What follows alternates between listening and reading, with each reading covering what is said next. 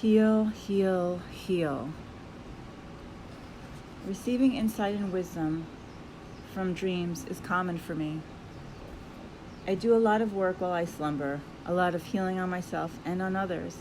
As I was drifting off to sleep, one night I heard, then revealed and blended together. This is what healing means to me. Once we've gone through the process of uncovering our traumas, wounds, and self-limiting beliefs by shining the light of consciousness on them, then feeling, processing, and purifying them, we can fully blend or integrate them into our being. This is how we become whole. If we take it high, the truth is we are already healed and whole. Keep that in the back of your mind when you're going through this process. There is a part of you, the greatest part, your divinity, that is healed, whole, and complete already. We are just purifying and integrating the perceived wounds, karma, and imbalances of our human selves back to the light. The wholeness lies beneath. It is easier to heal when you have the awareness that you are the one who created the obstacles, adversities, and problems in the first place to enable your soul growth. For me, at least, it took the guilt out of the equation, therefore less charge, less shame, less attachment, and easier to heal. This is a quote from Metatron. We remind and assure you that the proposed illusion of the earth plane life is about spiritual growth, about learning responsible co-creation in the university of duality. The problems you encounter are chosen by your higher self, tailor-made for you to grow. Indeed, it is often directly because of problems that you humans grow mentally and spiritually.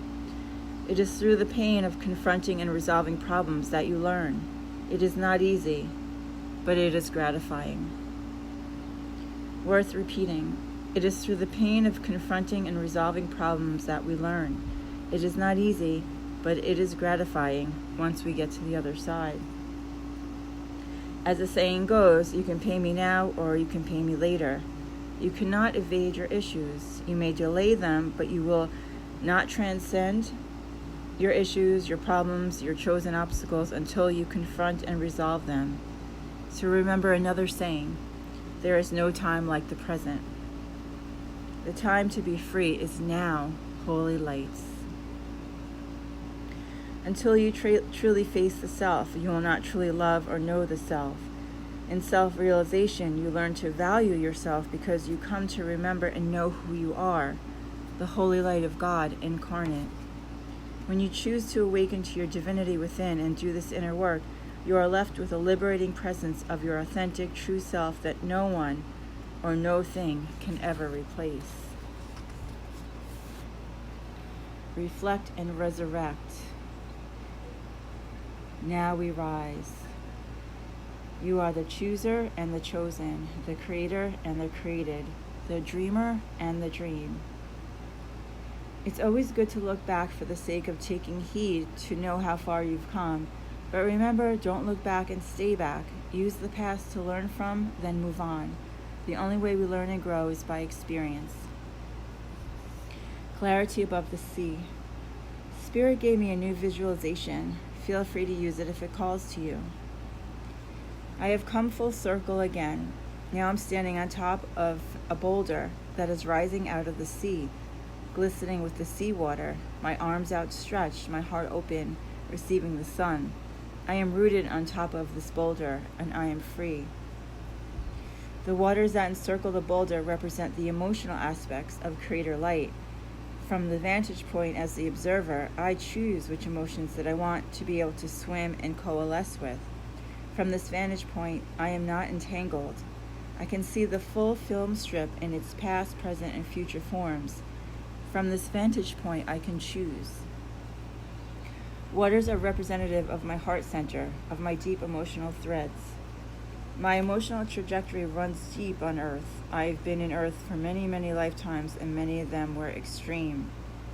When I rise into this new vantage point, into the space of the observer, I will be able to see and feel through the heart portal, which is a space of clarity, which is different from entangled emotions. Now I swim up to the surface of the water and take a deep breath, breathe in the frequency of the new light of the new earth. No more being immersed in emotion under the water, where I lived much of my existence from the opposite end. Arms outstretched, looking up at the surface, immersed in the polarity of thoughts and entangled emotion. Time to rise into the pinnacle point, standing on the boulder, arms outstretched, face reaching toward the heavens, sun beating down on my body, where I am able to see with clarity through my heart center. I am free.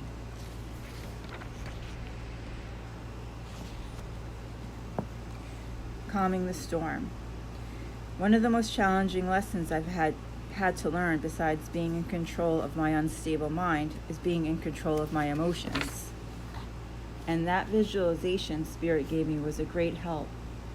Although my first reaction was doubtful, to be honest, choosing my emotions was not something I thought I could do.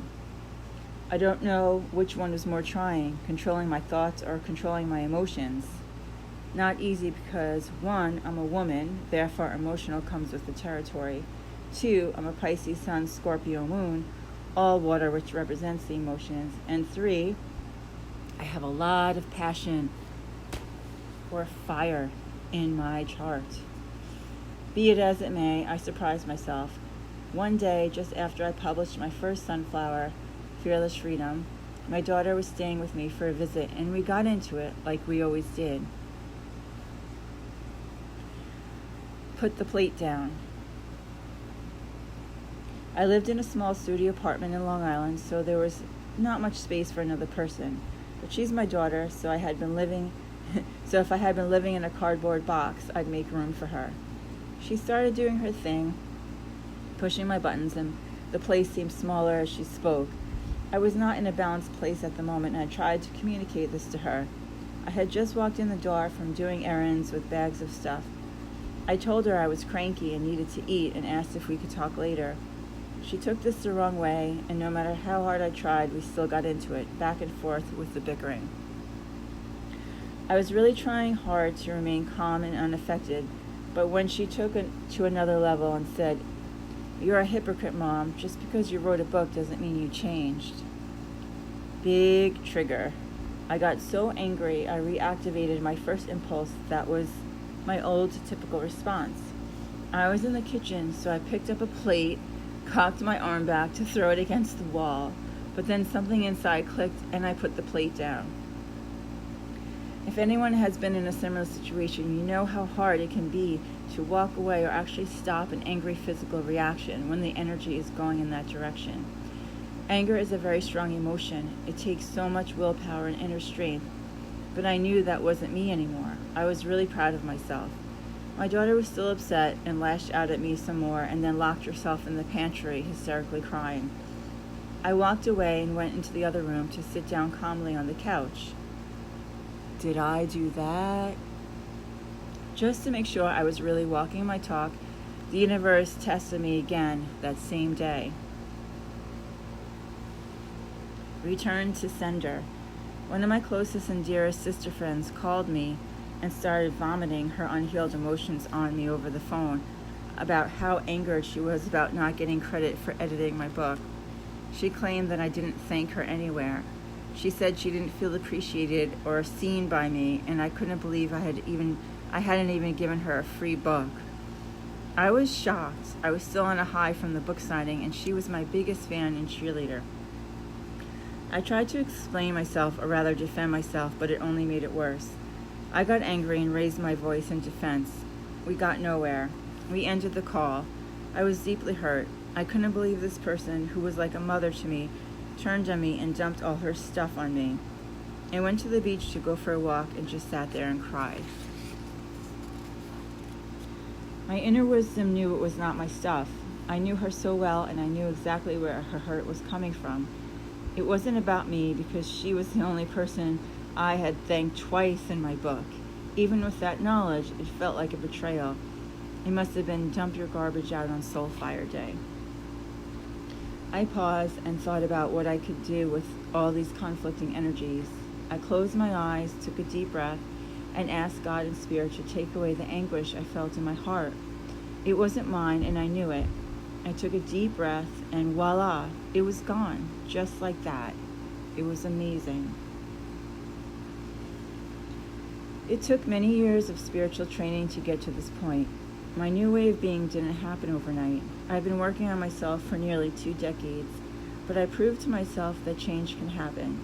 You can be the calm in the chaos. You can remain the lighthouse, the steady pillar of strength. It is possible. I'm a very emotional being. I had to work hard on self-control to get to this point of getting control over my emotions. So if I can do it, so can you. It also helps if you have the awareness when other people are dumping their toxic crap on you and it's not yours to own or take in. Just put your hand up and block their energy and say, "No thank you, return to sender." To remain calm when someone is attacking you is one of the greatest feats one can achieve. When we tend to our own spiritual garden, we then have the fortitude to be the light for others. Someone's got to stay awake and vigilant. In this way, we care for ourselves and our own corner of the universe and light up the world. We must release the violence from our own hearts if we sincerely want to have peace and harmony in the world.